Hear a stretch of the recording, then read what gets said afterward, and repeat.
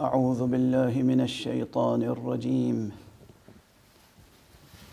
بسم الله الرحمن الرحيم.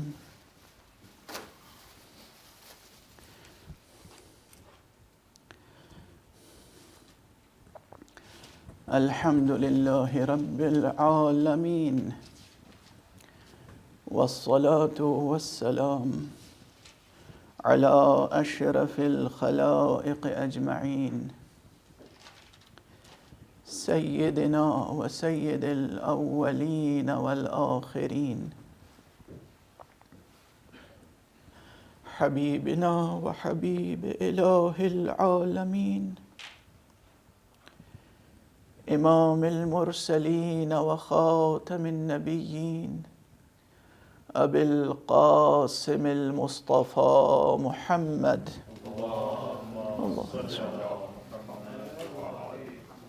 وعلى أهل بيته الطيبين الطاهرين الهداة المهديين المعصومين المظلومين، واللعنة الدائمة على أعداء الحق والدين.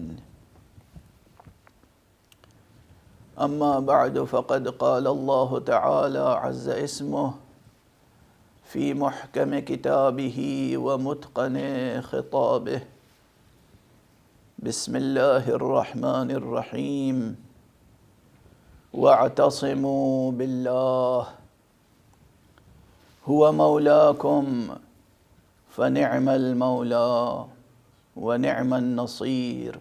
صدق الله العلي العظيم. اللهم صل على محمد وعلى محمد. صلى الله عليك يا رسول الله، صلى الله عليك يا أمير المؤمنين. سلام الله وسلام ملائكته المقربين وأنبيائه المرسلين وعباده الصالحين وجميع الشهداء والصديقين عليك يا أمير المؤمنين.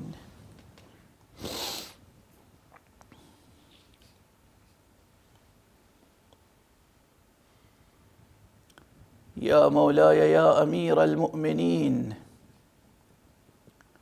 عبدك وابن عبدك وابن أمتك جاءك مستجيرا بذمتك. يا مولاي، إليك وفودي وبك أتوسل إلى ربي في مقصودي. پروردگار آپ تمام حضرات کو ولایت امیر المؤمنین علی ابن ابی طالب علیہ السلام سے وابستگی کا شرف عطا فرمائے. جو حضرات اس نعمت ولایت کے قدردان ہیں، سجدہ انہی کو زیب دیتا ہے.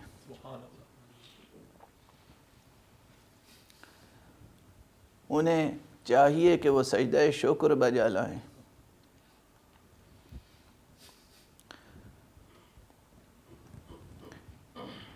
میں عموماً مجالس میں خطاب کرنے کے وعدے بہت کم قبول کرتا ہوں.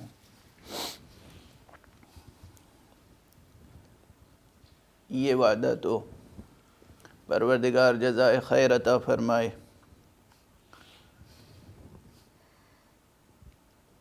مسجد جامع امام صادق علیہ السلام کے ذمہ داران و مسئولین، پروردگار ان کے توفیقات میں اضافہ فرمائے، اور مسئولین و ذمہ داران و کارکنان مرکز باب المراد لندن، پروردگار ان سب کے توفیقات میں اضافہ فرمائے.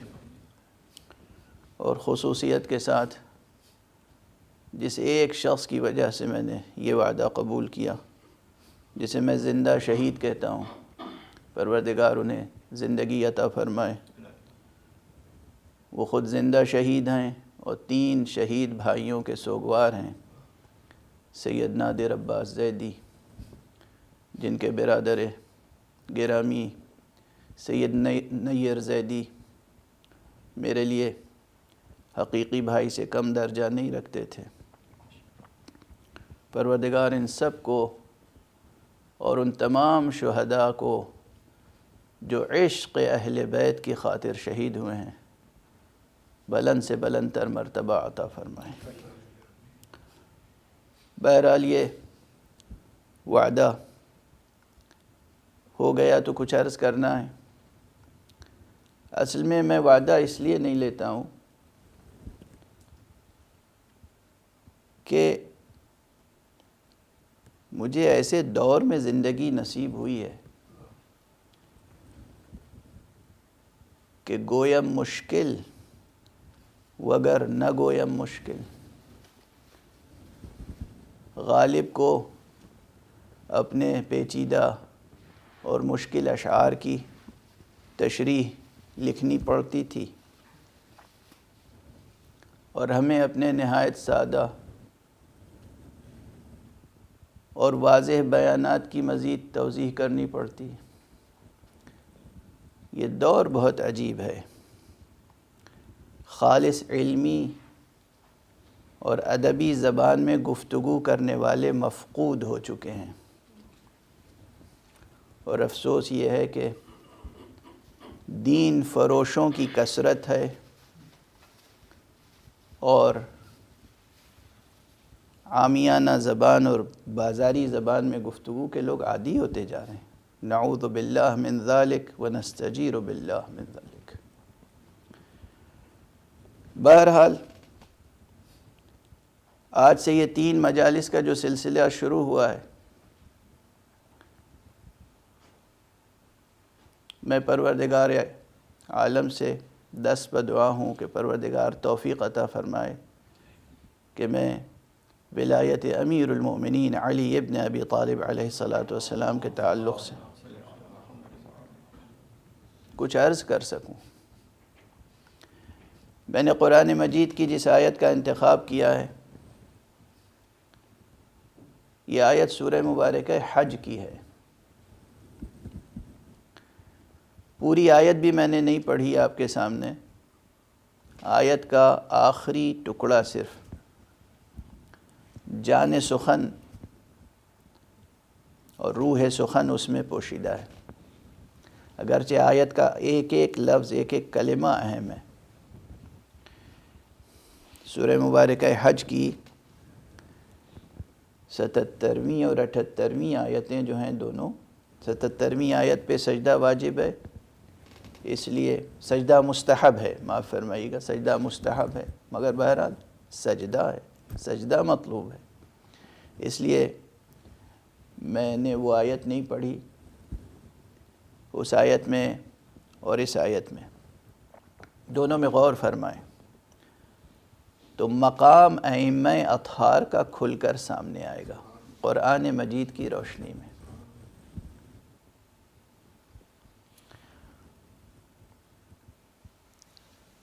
سورہ مبارکہ حج میں ارشاد فرمایا گیا ہے کہ وَجَاهِدُوا فِي اللَّهِ حَقَّ جِهَادِهِ، وَجَاهِدُوا فِي اللَّهِ حَقَّ جِهَادِهِ هُوَ اجْتَبَاكُمْ۔ کلمات پہ غور فرمائیے گا۔ وَجَاهِدُوا فِي اللَّهِ حَقَّ جِهَادِهِ هُوَ اجْتَبَاكُمْ وَمَا جَعَلَ عَلَيْكُمْ فِي الدِّينِ مِنْ حَرَجٍ مِلَّةَ أَبِيكُمْ إِبْرَاهِيمَ، مِلَّةَ أَبِيكُمْ إِبْرَاهِيمَ هُوَ سَمَّاكُمُ الْمُسْلِمِينَ مِنْ قَبْلِ وَفِي هَذَا لِيَكُونَ الرَّسُولُ عَلَيْكُمْ لِيَكُونَ الرَّسُولُ شَهِيدًا عَلَيْكُمْ وَتَكُونُوا شُهَدَاءَ عَلَى النَّاسِ فَأَقِيمُوا الصَّلَاةَ وَآتُوا الزَّكَاةَ وَاعْتَصِمُوا بِاللَّهِ هُوَ مَوْلَاكُمْ فَنِعْمَ الْمَوْلَى وَنِعْمَ النَّصِيرُ۔ ایک ایک آیت اس آیت، ایک ایک کلمہ اس آیت کا زبان حال سے گویا ہے کہ یہ ہر کس و ناکس سے خطاب نہیں ہے۔ چنانچہ تفسیر شریف قمی اور کتاب شریف کافی ثقۃ الاسلام کلینی کی، ان کتابوں میں جو مستند روایتیں موجود ہیں،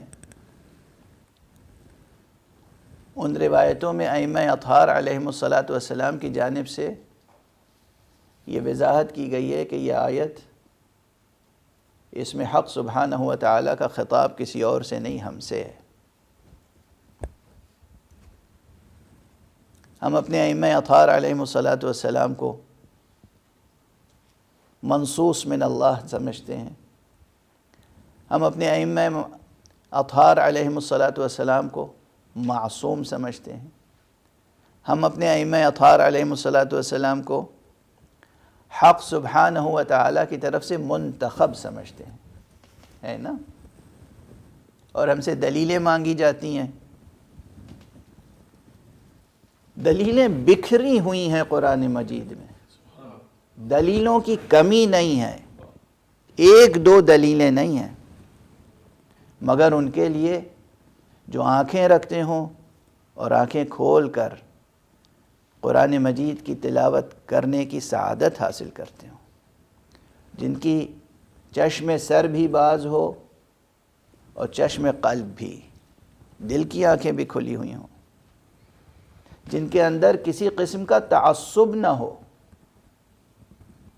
کسی قسم کی جانبداری نہ ہو، سوائے حق سے تمسک کے، حق سبحانہ و تعالی۔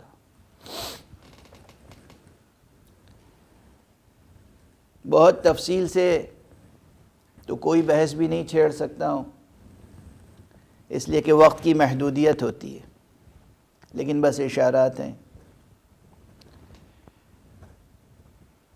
یہاں لفظ جو صدر آیت میں ہے، جاہدو فی اللہ حق جہادہ، اللہ کی خاطر، اللہ کے لیے جہاد کرو، اور وہ جہاد کرو کہ جہاد کا حق ادا ہو جائے۔ هو اجتباکم، اس نے تمہیں چنا ہے۔ یہیں ٹھہر کے سوچ لیجئے کہ جتنے مسلمان ہیں دنیا میں، ہر فرد یہ کہہ سکتا ہے، کوئی ان میں سے کہہ سکتا ہے کہ اللہ نے مجھے چنا ہے، اللہ نے مجھے چنا ہے، اللہ نے مجھے منتخب کیا ہے۔ ظاہر ہے، مجھے معلوم ہے کہ ایک بڑی تعداد مفسرین کی موجود ہے جو ہر چیز کی تعمیم کر دیتے ہیں۔ ہاں، بحیثیت مسلمان ہم منتخب قوم ہیں، تو یہ تو وہی بات ہے جیسے کچھ اور قومیں کہتی ہیں کہ ہمیں اللہ نے چن لیا ہے۔ جنہیں چنا ہے بے شک انہیں چنا ہے، جو منتخب ہیں وہ منتخب ہیں۔ یعنی اس مقام کو آپ اس مقام سے بھی قرآن مجید ہی کی روشنی میں جوڑ کر دیکھ لیں، اس لیے کہ آگے اس آیت میں ہے ملت ابیکم ابراہیم، تمہارے بابا ابراہیم کی ملت۔ یہ ریفرنس کیوں آیا؟ یہ ریفرنس دنیا کے تمام مسلمان جو مختلف رنگ اور نسل سے تعلق رکھتے ہیں، سب مسلمان ہونے کی حیثیت سے برابر ہیں، کوئی شک نہیں ہے اس میں، سب محترم ہیں، کوئی شک نہیں ہے اس میں، لیکن ان میں سے ہر ایک یہ نہیں کہہ سکتا کہ ابراہیم ہمارے بابا ہیں۔ غور فرما رہے ہیں آپ؟ اور اگر وہ آیت سامنے ہو اور یہ آیت جب جناب ابراہیم علیہ وعلی نبینا الصلاۃ والسلام کو امامت ملی ہے، اور جناب ابراہیم علیہ السلام نے فوراً اس امامت کو ایک عظیم عہدہ اور ایک عظیم عنایت الہی سمجھ کر دعا فرمائی، پروردگار ومن ذریتی، پروردگار میری ذریت سے۔ جواب دیا گیا کہ لا ینالو عہد الظالمین، ہمارا عہد جو ہے وہ ظالمین تک نہیں پہنچے گا۔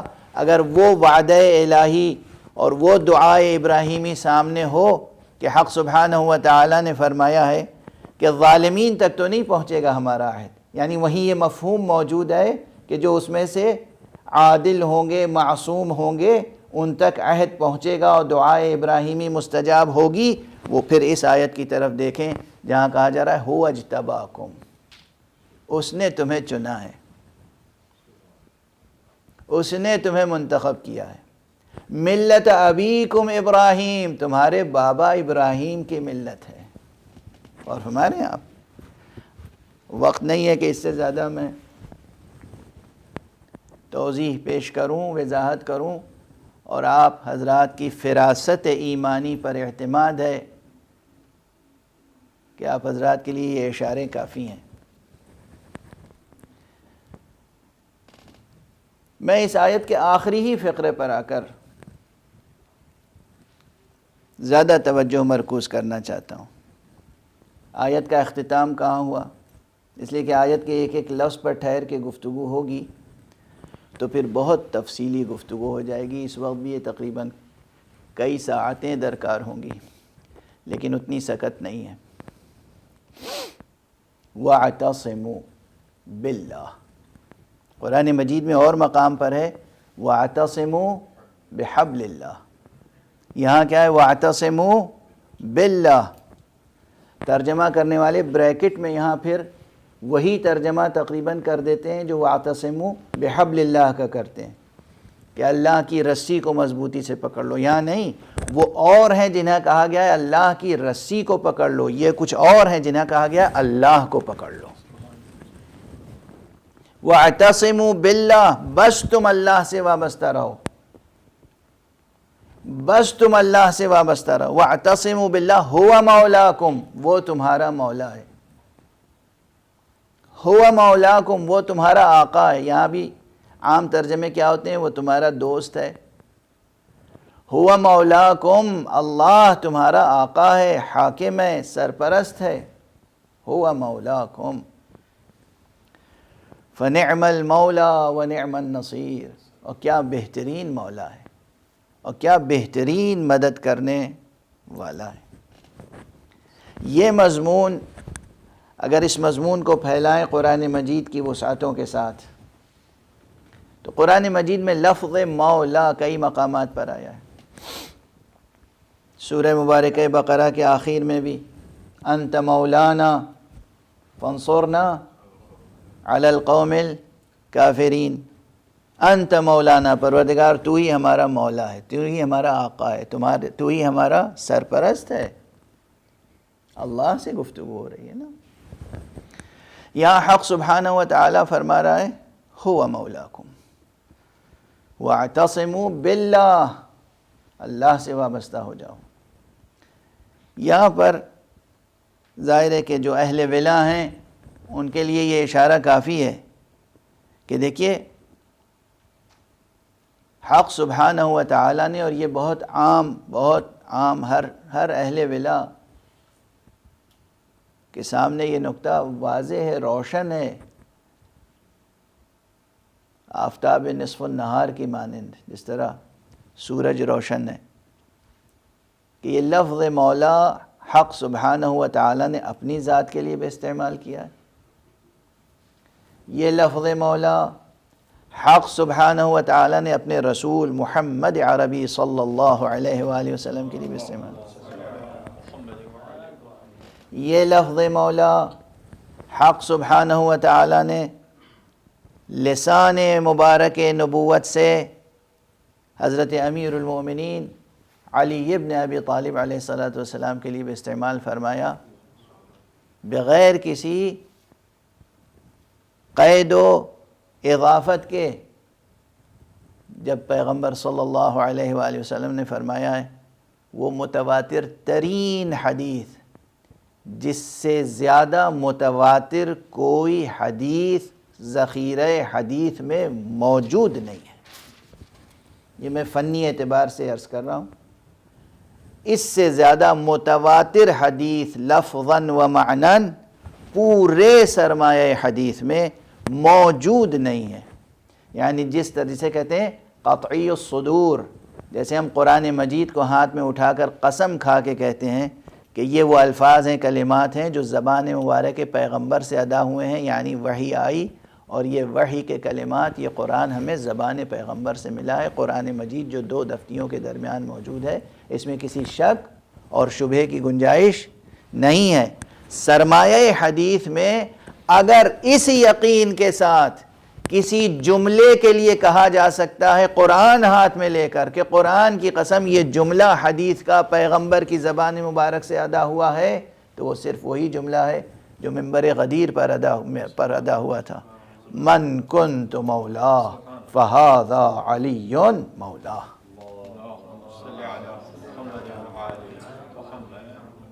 یہ فنی بحث ہے، یہ مسلکی و عقیدتی اور شاعرانہ بحث نہیں ہے، یہ فنی بحث ہے. کوئی غواص ہو فن حدیث کا، کوئی غواص ہو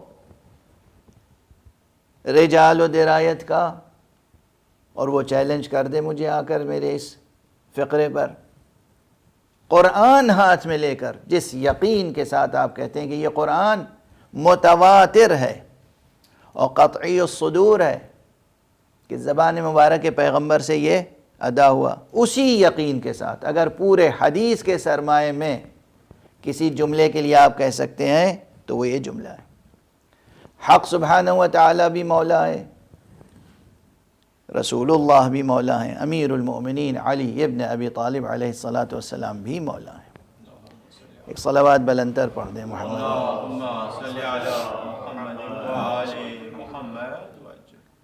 یہ بحث کسی حد تک بہت سادہ معلوم ہوتی ہے، اور یہاں بھی جس طرح اللہ کے لیے جب اللہ کہہ رہا ہے ہوا مولاکم، تو ترجمہ کرتے ہیں وہ تمہارا دوست ہے.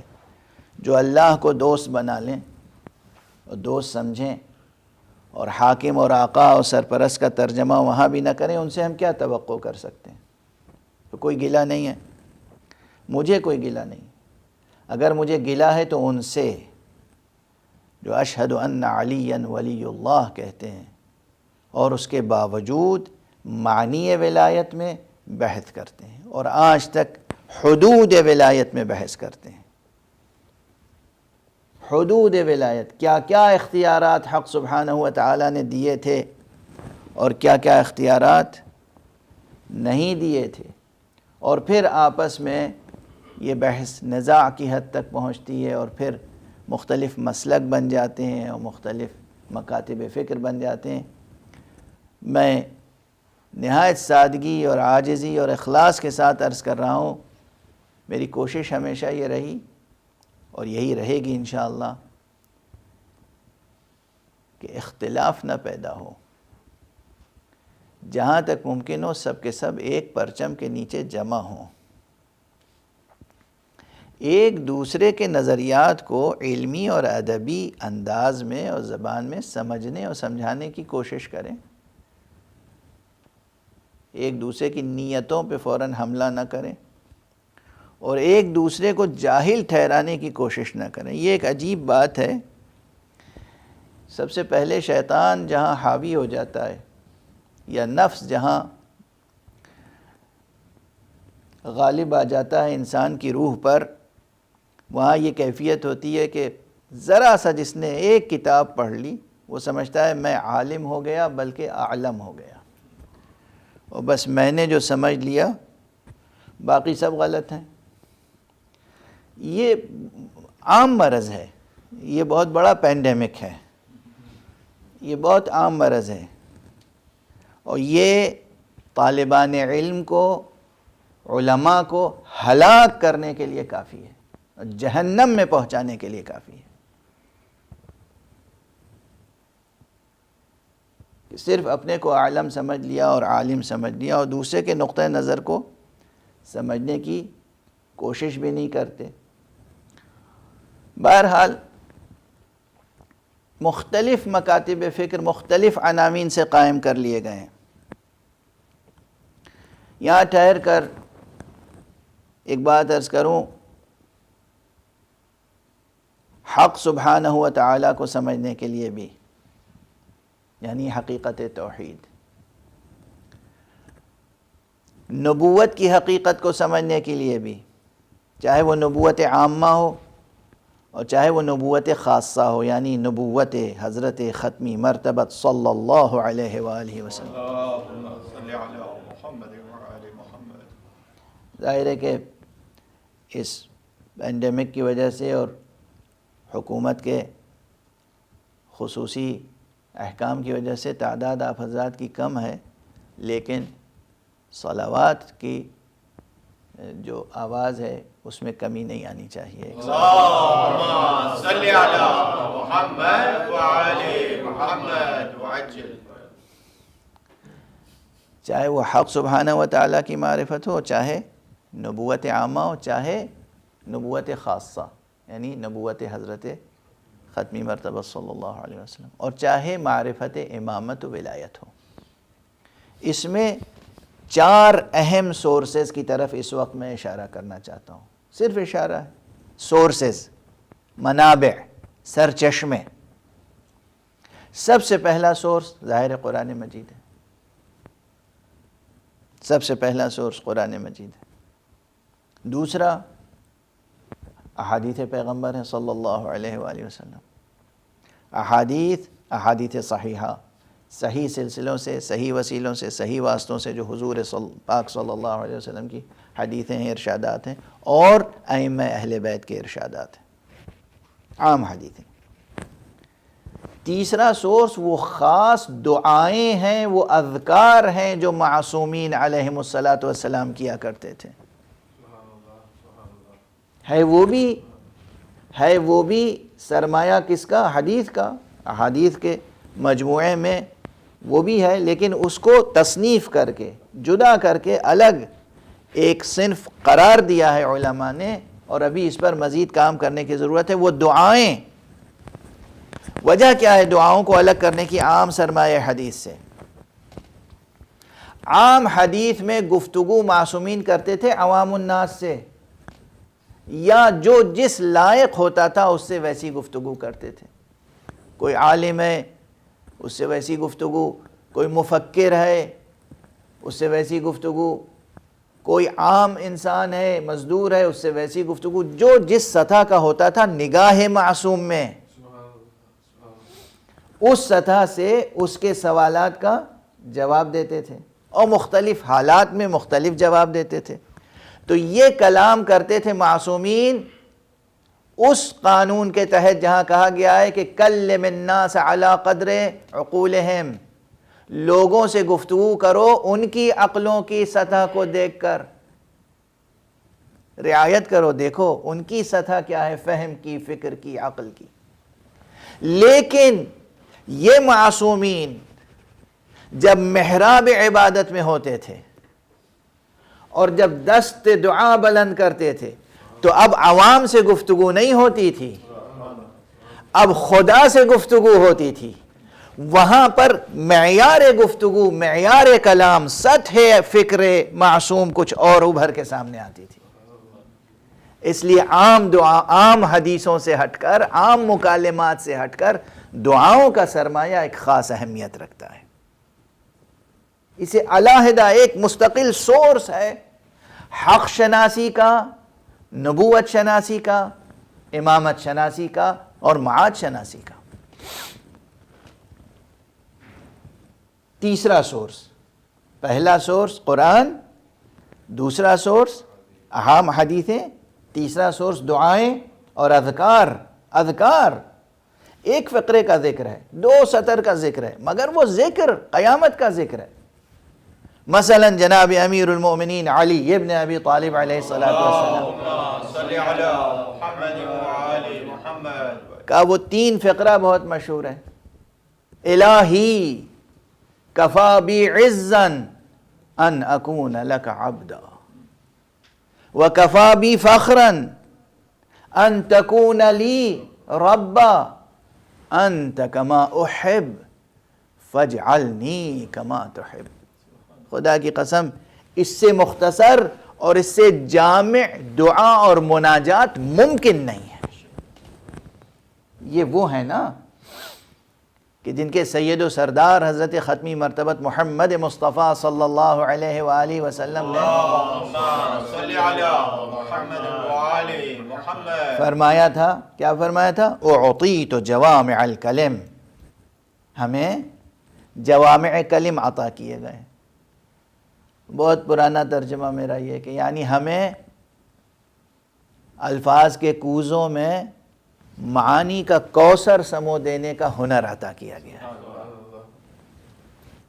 چھوٹے چھوٹے فقروں میں جہان معنی سمیٹ کر رکھ دیتے ہیں، پوشیدہ کر کے رکھ دیتے ہیں. یہ اور کسی میں قدرت نہیں ہے. یہ حضور علیہ الصلاۃ والسلام کا شرف ہے یا پھر یا رسول کا شرف ہے یا جان رسول کا شرف ہے. امیر المؤمنین نفس رسول علی ابن ابی طالب علیہ الصلاۃ والسلام فرماتے ہیں الہی کفا بعزن، پروردگار میری عزت کے لیے کافی ہے کہ میں تیرا بندہ ہوں. دیکھیے عبدیت جو ہے نا، اب یہاں پر عبد کہتے ہیں کسے عام زبان میں دینی اور الہی اور شرعی مفہوم سے ہٹ کر عبد کسے کہتے ہیں؟ عربی زبان کا عام کلمہ عبد اسے کہتے ہیں جسے خریدا بیچا جاتا ہے. بازار میں انسانوں کو، مردوں کو، عورتوں کو خریدتے تھے، بیچتے تھے، پہلے بھی اور اب بھی یہ کام ہو رہا ہے. انفرادی سطح پہ بھی ہو رہا ہے، اجتماعی سطح پہ بھی ہو رہا ہے. قوموں کی قومیں بک رہی ہیں اور قوموں کی قومیں رسوا اور ذلیل ہو رہی ہیں. یہ ایک الگ درد انگیز بحث ہے جو اس وقت نہیں چھیڑوں گا. لیکن عبد کے معنی کیا ہے عام ڈکشنری میں؟ جسے خریدا جائے، بیچا جائے، اور جو خریدتا ہے وہ کہلاتا ہے مولا. اور سید آقا مالک ہوتا ہے، ملک کے طلق وہ ملکیت ہے.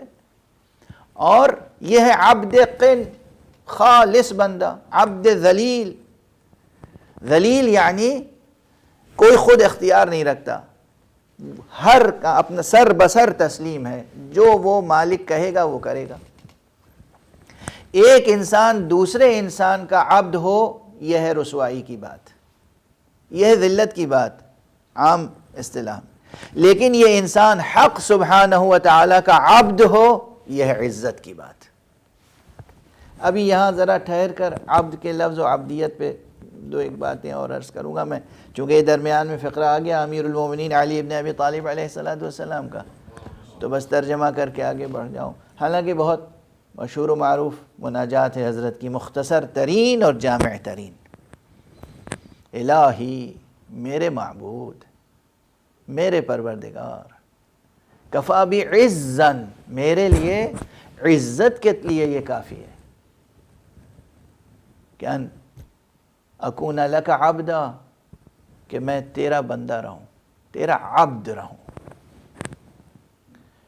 وکفا بی فخرا ان تکون لی ربا، اور میرے فخر کے لیے کافی ہے کہ تو میرا رب ہے، پروردگار ہے، پرورش کرنے والا ہے، تو میرا مالک ہے. انت کما احب، تو ویسا ہے جیسا میں چاہتا ہوں. فاجعلنی کما تحب، مجھے پروردگار ایسا بنا لے جیسا تو چاہتا ہے. خدا کی قسم یہ کون کہہ سکتا ہے کہ پروردگار تو ویسا ہے جیسا میں چاہتا ہوں؟ یہ بلند ذوق، یہ بلند شعور، یہ بلند ادراک، یہ بلند فکر سوائے علی کے خدا کی قسم یہ جملہ کوئی کہہ نہیں سکتا. ہاں حضرت کے جملے کو سن کر برسبیل محاکات، برسبیل حکایت دہرانے کے طور پر کوئی دہراتا رہے وہ اور بات ہے، لیکن خود انشاء کر کے یہ بات کہہ سکے حضور حق میں اللہ سبحانہ و تعالیٰ کے سامنے، بہرحال تو امیر المؤمنین علی ابن ابی طالب علیہ السلام یا تمام ائمہ اطہار، ان کی معرفت کا ایک سورس قرآن ہے، ایک سورس حدیث ہے، ایک وہ مخصوص دعائیں ہیں جو انہوں نے تعلیم فرمائی اور انہوں نے خود پڑھی ہیں دعائیں۔ چوتھا سورس وہ زیارتیں ہیں جو ہم مشاہد مقدسہ، عتبات عالیہ پر حاضری دیتے ہیں، مزارات پر حاضری دیتے ہیں، رسول اللہ صلی اللہ علیہ وآلہ وسلم کی خدمت میں پہنچتے ہیں، ائمہ بقیع کی خدمت میں پہنچتے ہیں، شہدائے احد کی خدمت میں پہنچتے ہیں، ہم نجف اشرف، کربلا، کاظمین، سامرہ، خراسان، ائمہ معصومین کے مزارات پہ جاتے ہیں، تو جو زیارتیں ہمیں تعلیم کی گئی ہیں یہ بھی حدیث کا حصہ۔ پروردگار جزائے خیر عطا فرمائے، کروٹ کروٹ جنت نصیب فرمائے اور ان کے درجات بلند سے بلندر فرمائے علامہ شیخ مفید کو رحمت اللہ علیہ۔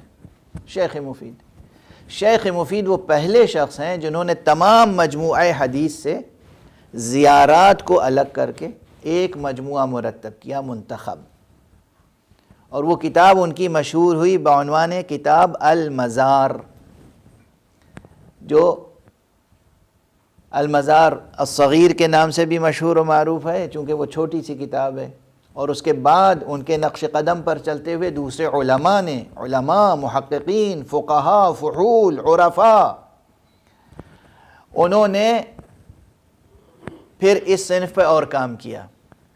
چنانچہ علامہ شیخ ابو عبداللہ محمد ابن جعفر مشہدی، انہوں نے کتاب المزار بہت ضخیم لکھی، اور اس کے بعد آخری کتاب جو مزار ہی کی سمجھیے ہے یہ مفاتیح الجنان، حضرت علامہ شیخ عباس قمی۔ شیخ عباس قمی کیا کوئی معمولی شخص تھے؟ شیخ عباس قمی رضوان اللہ تعالی علیہ معمولی شخص تھے، مشرک تھے، غالی تھے۔ شیخ عباس قمی علیہ الرحمہ نے جو زیارتیں مرتب فرمائی ہیں، تقریباً 8، 9، 10 زیارتیں تو امیر المومنین علیہ السلام کی ہیں، کچھ زیارتیں مطلقہ ہیں یعنی آپ کبھی بھی پڑھ سکتے ہیں، کچھ خاص تاریخوں میں ہیں، اور اسی طرح سے زیارت اگر وہ کتاب مزار کبیر ابن مشہدی کی اگر آپ دیکھیں گے تو اس میں 19-20 زیارتیں نقل ہوئی ہیں صرف امیر المومنین علی ابن ابی طالب علیہ السلام کی۔ کتاب مزار بحار اٹھا کے دیکھ لیجئے علامہ مجلسی کی، اس میں کتنی زیارتیں، یہ تمام زیارتیں جو معصومین نے تعلیم فرمائی ہیں۔ جب حضور صلی اللہ علیہ وسلم کی بارگاہ میں پہنچو تو کس طریقے سے انہیں سلام کرو، کن الفاظ میں سلام کرو، کس طرح خطاب کرو، کس طرح ان کے بارے میں اپنے عقیدے کا اظہار کرو، کس طریقے سے ان سے شفاعت طلب کرو۔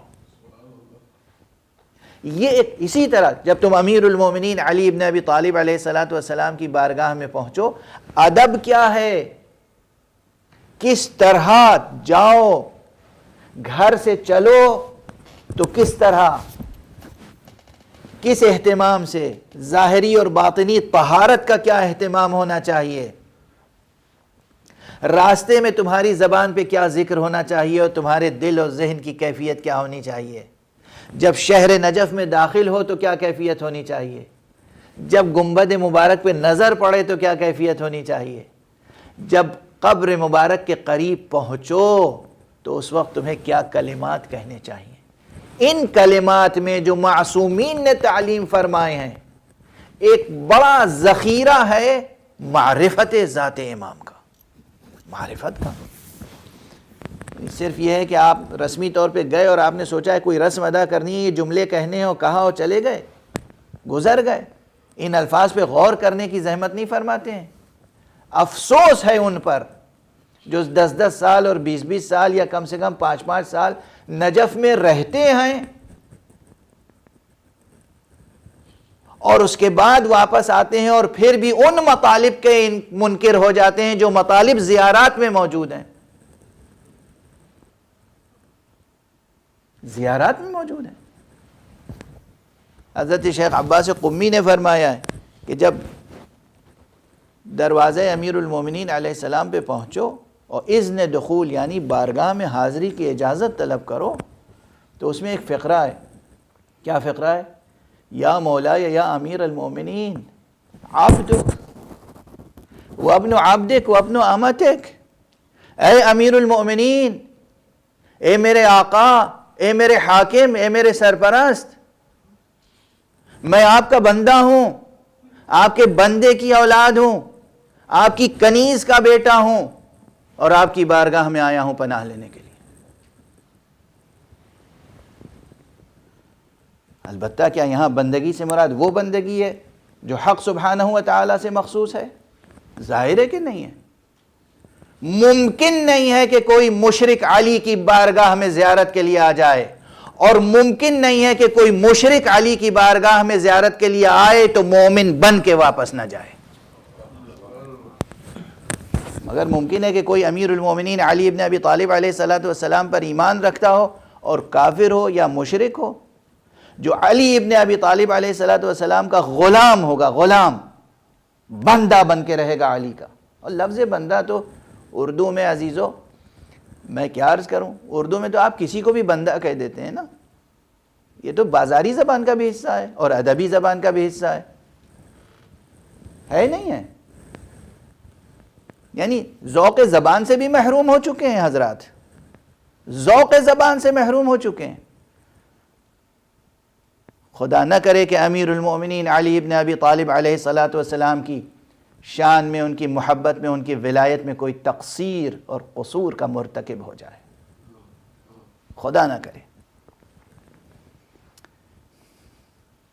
میں چند جملے بس اور عرض کروں گا. امیر المؤمنین علی ابن ابی طالب علیہ السلام کا مرتبہ پیغمبر اکرم صلی اللہ علیہ وآلہ وسلم کی حدیث کی روشنی میں، اور پہلے یہاں سمجھ لیجئے قرآن وَاعْتَصِمُوا بِاللَّهِ، یہ آیت کو کیوں میں نے انتخاب کیا؟ اسی آیت کی تفسیر میں بعض جید مفسرین نے ایک جملہ لکھا ہے خوبصورت سا، مَنِ اعْتَصَمَ بِاللَّهِ فَهُوَ مَعْصُوم. مَنِ اعْتَصَمَ بِاللَّهِ فَهُوَ مَعْصُوم. اللہ کہہ رہا ہے اعتصموا باللہ، بس اللہ کو پکڑ لو، اللہ سے وابستہ ہو جاؤ. اور حقیقت کیا ہے اس کی؟ جو اللہ سے وابستہ ہو گیا بس وہ معصوم ہے. وہ معصوم نہیں ہوگا تو کون معصوم ہوگا؟ لیکن ہاں وابستگی کی شان ہوتی ہے. اب ظاہر ہے یہاں بہت سے مطالب تشنا ہے، بہت سے مطالب تشنا ہے. جو اہل ہیں اس کو سمجھتے ہیں، جو نااہل ہیں انہیں چاہیے کہ وہ اہل تک پہنچے. پیغمبر اکرم صلی اللہ علیہ وآلہ وسلم کی بس ایک حدیث کی طرف اشارہ کر کے اور میں گفتگو کو آج سمیٹ دیتا ہوں. شان امیر المومنین علیہ السلام میں بہت سے ارشادات ہیں پیغمبر کے، جیسے کہ آیتیں بھی بہت ہیں، معلوم ہے ایک دو آیتیں تو نہیں ہیں. عامہ و خاصہ نے یعنی علماء شیعہ اور علماء اہل سنت نے بھی کثرت سے لکھا ہے کہ جتنی آیتیں علی کی شان میں نازل ہوئیں کسی اور کی شان میں نازل نہیں. اسی طرح حضرت امام احمد ابن حنبل نے فرمایا ہے کہ جتنی حدیثیں علی ابن ابی طالب کی فضیلت میں اور ان کی شان کو بیان کرنے کے لیے پیغمبر نے ارشاد فرمائی، کسی اور کی شان میں ارشاد نہیں فرمائی. امام نسائی انہوں نے ارشاد فرمایا کہ جتنی حدیثیں پیغمبر صلی اللہ علیہ وآلہ وسلم نے امیر المؤمنین علی ابن ابی طالب علیہ السلام کی شان میں ارشاد فرمائی ہیں کسی اور کی شان میں ارشاد نہیں فرمائی. ان میں بہت سے حدیثیں ہیں جنہیں بعنوان حدیث سے منزلت آپ یاد رکھ سکتے ہیں. مثلا مشہور حدیث ہے یا علی انت منی بمنزلت ہارون من موسیٰ. مشہور حدیث ہے، اے علی تمہاری منزلت میری نسبت سے وہی ہے جو ہارون کی منزلت موسیٰ کی نسبت سے تھی.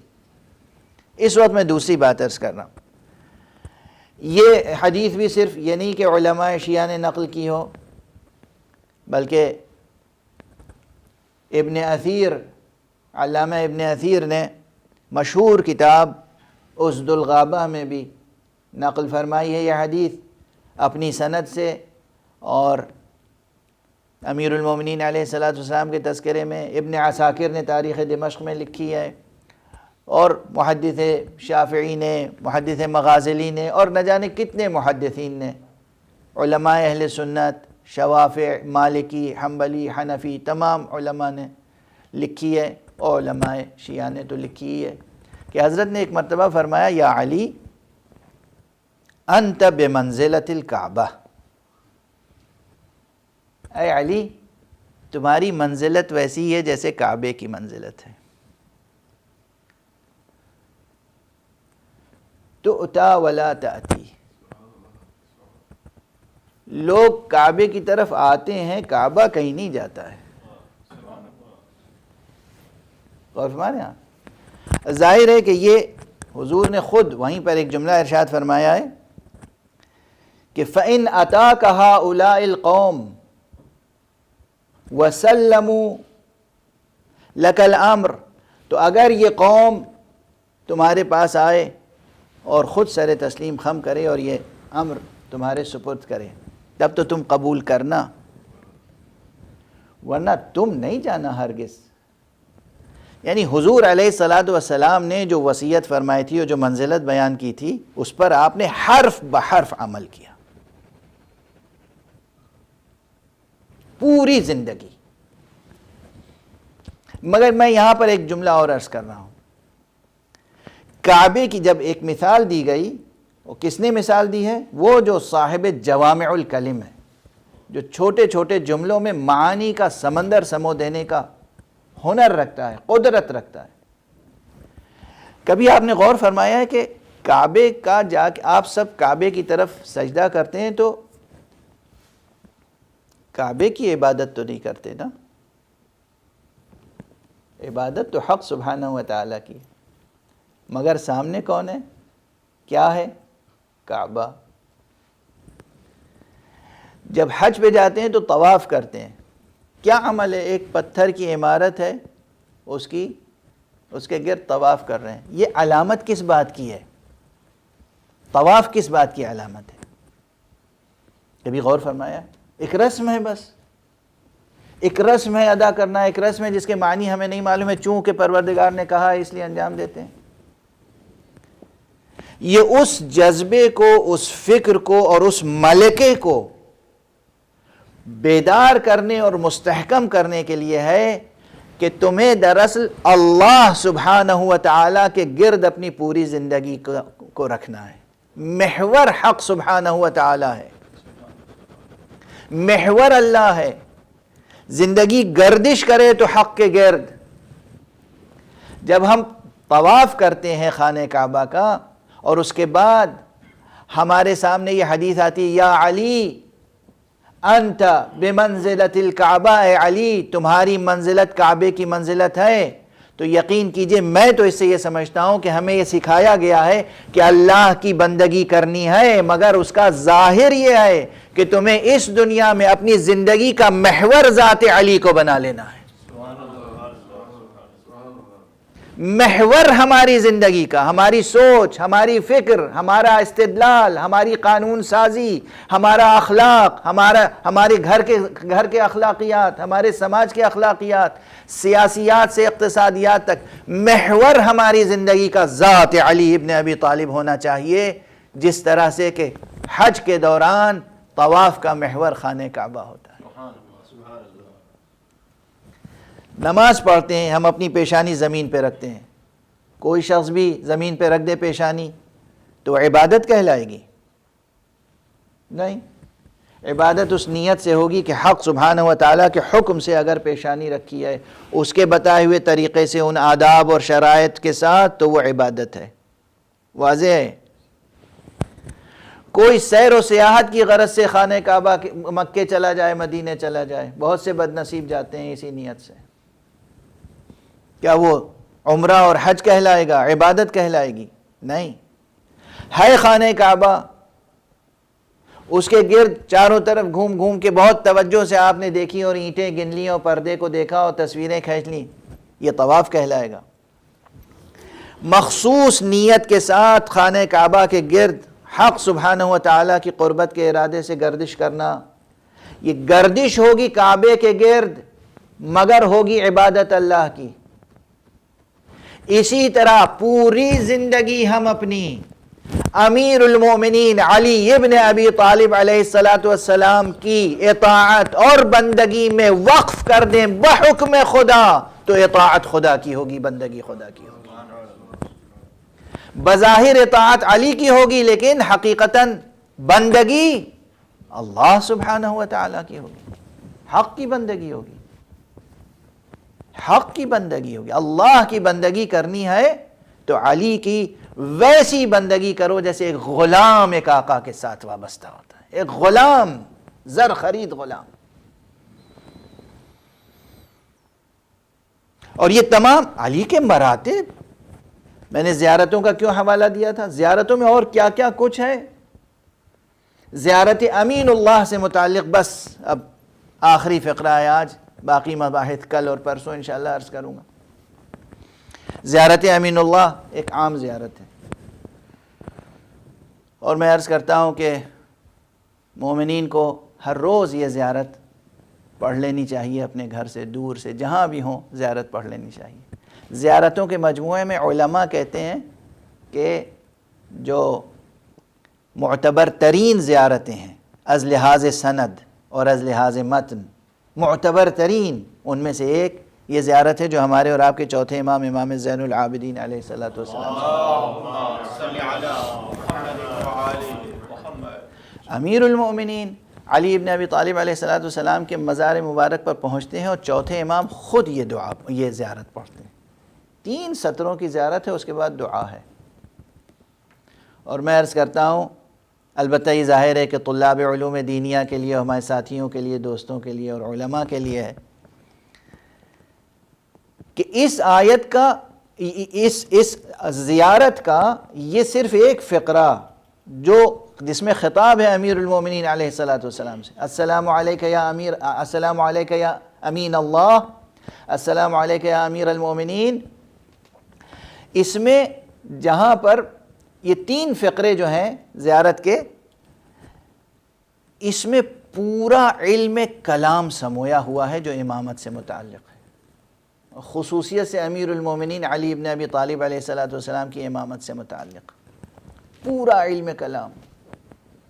ابھی ظاہر ہے کہ لوگ استفسار کریں گے کہ آپ نے اتنی بڑی بات کیسے کہہ دی کہ پورا علم کلام جو متعلق ہے امیر المؤمنین علی ابن ابی طالب علیہ الصلوۃ والسلام سے متعلق، ظاہری اعتبار سے بھی باطنی اعتبار سے بھی۔ اب آج وہ فقرے میں نہیں پڑھ رہا ہوں، انشاءاللہ ممکن ہوا تو کل کی گفتگو میں عرض کروں گا کہ کس طرح سے وہ کلامی بحثیں اور بلند تر انداز سے جو ہماری کتابوں میں موجود ہیں اس سے کہیں بلند تر انداز سے کلامی بحثیں ایک جملے میں سمٹی ہوئی ہیں، جہاں معصوم نے فرمایا وَأَلْزَمَ أَعْدَاءَكَ الْحُجَّةَ مَعَ مَا لَكَ مِنَ الْحُجَّةِ حُجَجِ الْبَالِغَةِ عَلَى جَمِيعِ خَلْقِهِ۔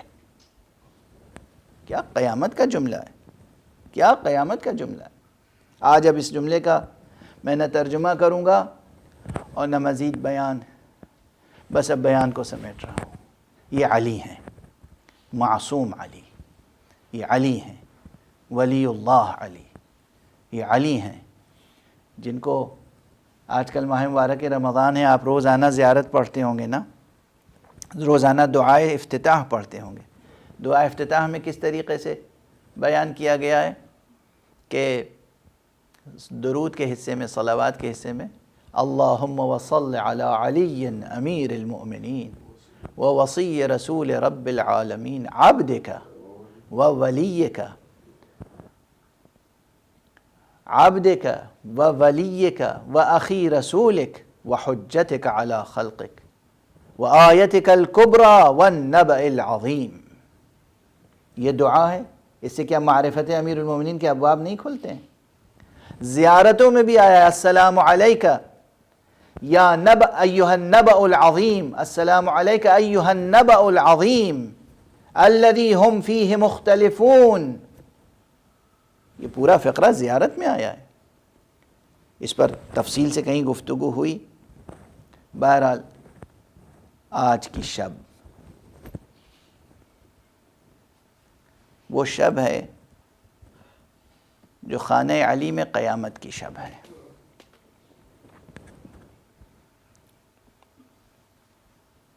پروردگار آپ تمام حضرات کو عزاداری امیر المومنین کا حق ادا کرنے کا شرف عطا فرمائے۔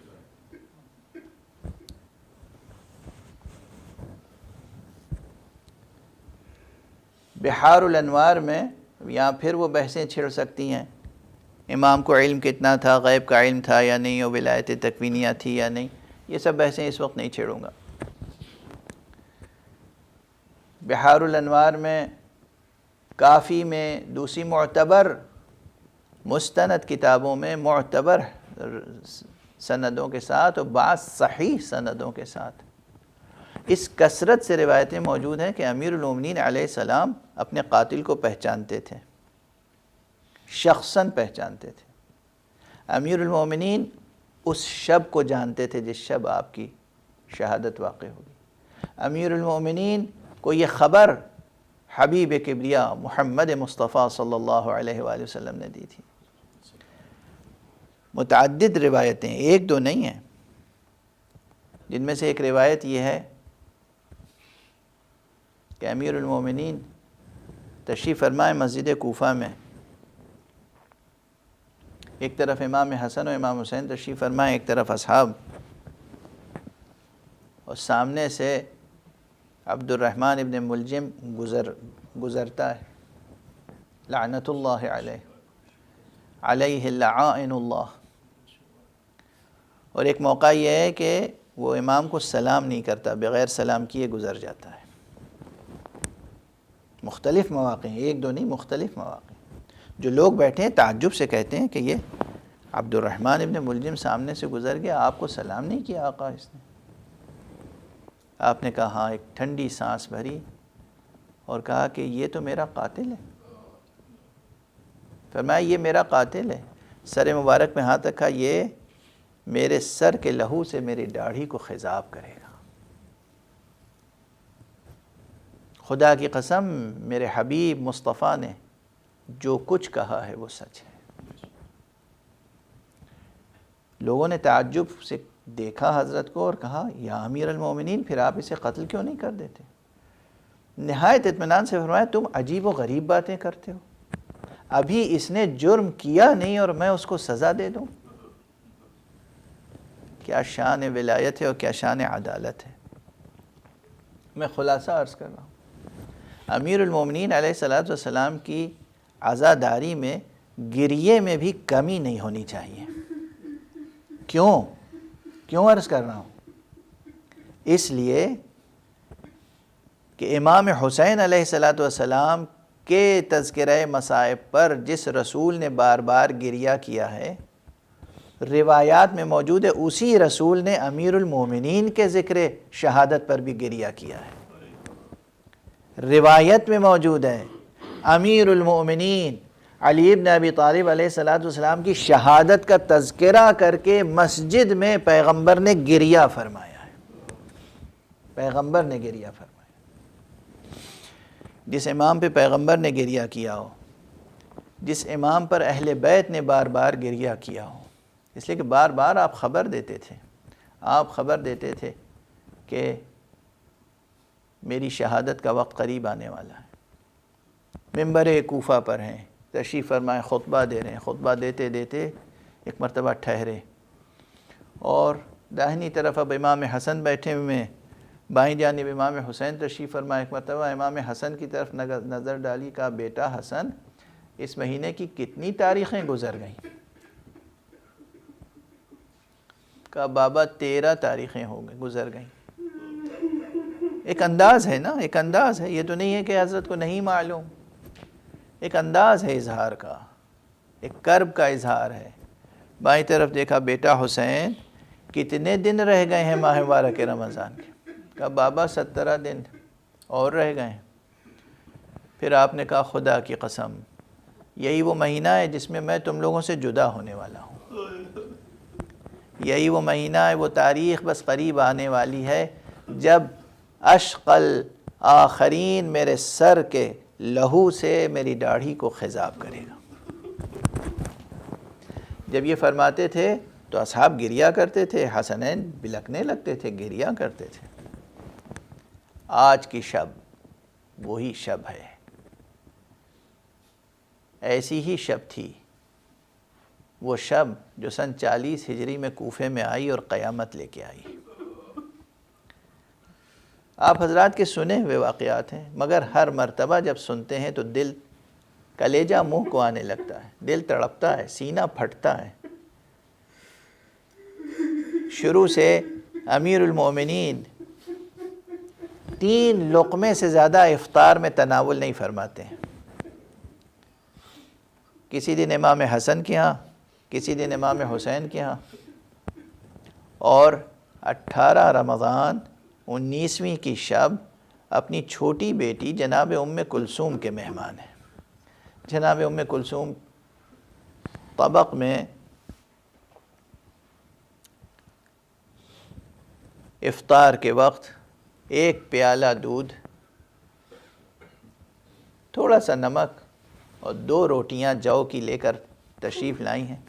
جب امام نے نماز پڑھ لی اور اس کے بعد طبق کی طرف دیکھا تو ایک مرتبہ فرمایا ہے، یا بنیہ یا بنیہ اتقدمین لی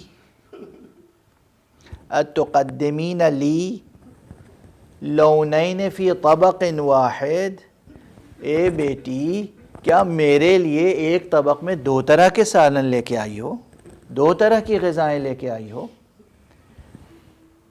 کیا کبھی ایسا ہوا ہے؟ بیٹی نے اصرار کیا، بابا آپ کمزور نظر آ رہے ہیں، بابا آپ تناول فرما لیں۔ اس وقت جو باپ اور بیٹی کے درمیان گفتگو ہوئی ہے اس میں بھی موعظے اور نصیحت اور عبرت کے معانی اور مضامین ہیں، آپ سماعت فرماتے رہتے ہیں۔ بہرحال بابا کے کہنے سے جناب ام کلثوم نے دودھ کا پیالہ اٹھا لیا۔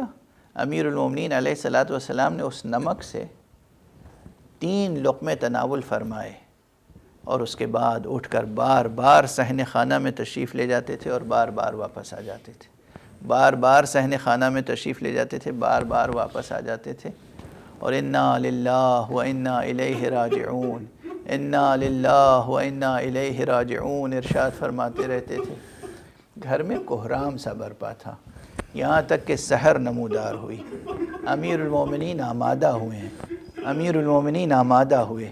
امیر المومنین نے ردا دوش پر ڈالی، امامہ سر پہ رکھا، بیت الشرف سے نکلنا چاہ رہے تھے۔ گھر میں مرغابیاں پلی ہوئی تھیں، مرغابیوں نے ایک مرتبہ بلند آواز سے کچھ امام کا دامن کو اپنی منقاروں سے پکڑ لیا اور بلند آواز سے مرغابیوں نے چیخنا شروع کیا۔ امام نے اس مرتبہ فرمایا، صوائح صوائح تتبعها نوائح، یہ جو چیخ رہی ہیں اب اس کے بعد یہ نوحہ کریں گی، یہ نوحہ پڑھیں گی، اس کے بعد نوحہ خانی و مرثیہ خانی کا دور چلے گا۔ بیٹی سمجھ رہی ہے کہ بابا کیا کہہ رہے ہیں، بابا اپنی موت کی خبر دے رہے ہیں، بابا اپنی موت کی اطلاع دے رہے ہیں۔ بیٹی آگے بڑھی، بابا آج گھر میں نماز پڑھ لیں، کسی اور کو اپنی جگہ نماز پڑھانے کے لیے مسجد میں بھیج دیں۔ امیر المومنین علیہ الصلوۃ والسلام نے کہا، نہیں بیٹی، جو وعدہ حق ہے وہ پورا ہو کر رہے گا۔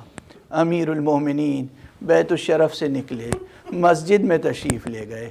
کہتے ہیں کہ آپ نے اس روز مؤذن کو بھی منع کر دیا کہ آج تو اذان نہ دے، میں خود اذان دوں گا۔ کہتے ہیں امیر المومنین نے خود اذان دی، اذان دینے کے بعد محراب میں تشریف لے گئے اور نماز نوافل ادا کیے۔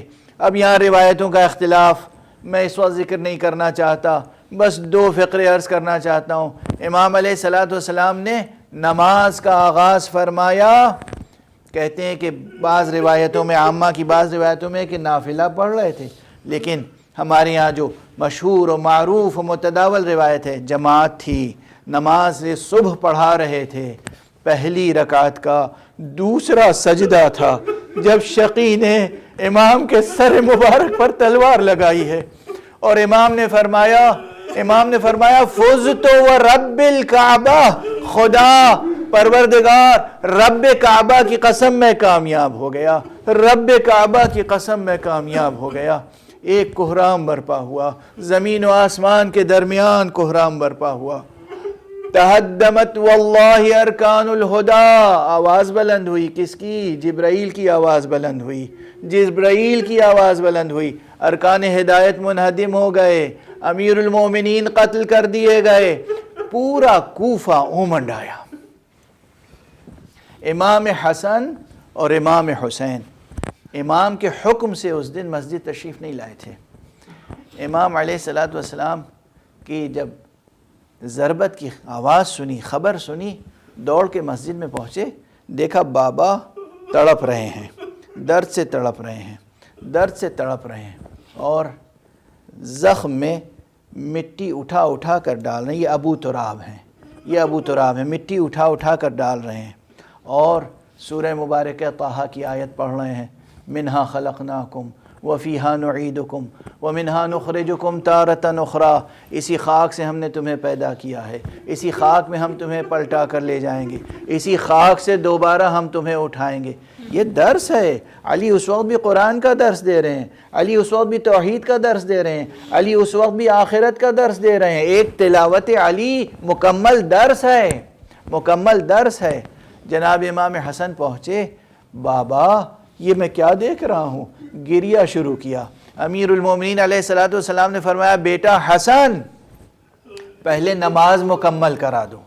یہ جملہ میں اکثر کہتا ہوں، آقا حسین آپ نے نماز پڑھی، آپ نے تیغ ستم کے نیچے سر رکھ دیا، سجدے کی حالت میں سر قلم ہوا، لیکن میں سمجھتا ہوں آپ جیسے صابر کے لیے، خدا کی راہ میں قربانیاں دینے والے کے لیے یہ آسان تھا امتحان بنسبت اس امتحان کے کہ جوان بیٹا، غیرت دار بیٹا، حسن جیسا شجاع بیٹا موجود ہے، باپ تڑپ رہا ہے برابر میں زخمی، اور وہ بیٹا نماز پڑھا رہا ہے۔ اللہ اکبر۔ امام کے حکم سے جناب امام حسن نے نماز صبح ادا کرائی، نماز صبح جماعت پڑھی، اور اس کے بعد امام حسن تشریف فرما ہوئے، بابا کا سر اپنے زانوں پر لیا، لہو پوچھتے جا رہے ہیں، گریہ فرماتے جا رہے ہیں۔ ایک خلقت ہے، لوگ چلے آ رہے ہیں، آقا کی زیارت کر رہے ہیں، امیر المومنین کا چہرہ لہو سے لال ہے، ریش مبارک سے لہو کے قطرے ٹپک رہے ہیں، سر مبارک سے خون کا فوارہ جاری ہے، لوگ آ رہے ہیں جوخ در جوخ، حسن رو رہے ہیں۔ تو علی فرماتے ہیں، بیٹا گریہ نہ کرو، تمہارے گریے سے ملائکہ سماوات و عرض تڑپ رہے ہیں۔ عرش سے لے کر فرش تک وا علیہ وا علیہ وا علیہ کا نعرہ بلند ہے۔ انا للہ و انا الیہ راجعون، رضا بقضائہ و تسلیما لامرہ۔ پروردگار ہمیں علوم قرآن اور معارف اہل بیت سے آشنا فرما۔ پروردگار معبود ہمیں اپنی بندگی کا سلیقہ عطا فرما۔ پروردگار ہمیں امیر المومنین کی ولایت کا حق ادا کرنے کا جذبہ عطا فرما، سلیقہ عطا فرما۔ پروردگار ہمیں ہمارے سینوں میں چراغ توحید روشن فرما۔ پروردگار ہمارے ہاتھوں میں ہمیشہ دامن نبوت رہے۔ پروردگار ہم ہمیشہ صراط مستقیم ولایت پہ گامزن رہیں۔ پروردگار جہاں جہاں بھی روئے زمین پر مومنین ہیں، مسلمین ہیں، انہیں اپنی خاص حفظ و امان میں رکھ۔ پروردگار تمام دنیا کے انسانوں کو اپنے لطف عام سے بحق محمد و آل محمد اس عام وبا سے نجات عطا فرما۔ پروردگار اپنے ولی آخر کو اذن ظہور عطا فرما، اور ان کے ہاتھوں سے اپنی رحمت و رافت و عدالت کا پرچم لہرا دے۔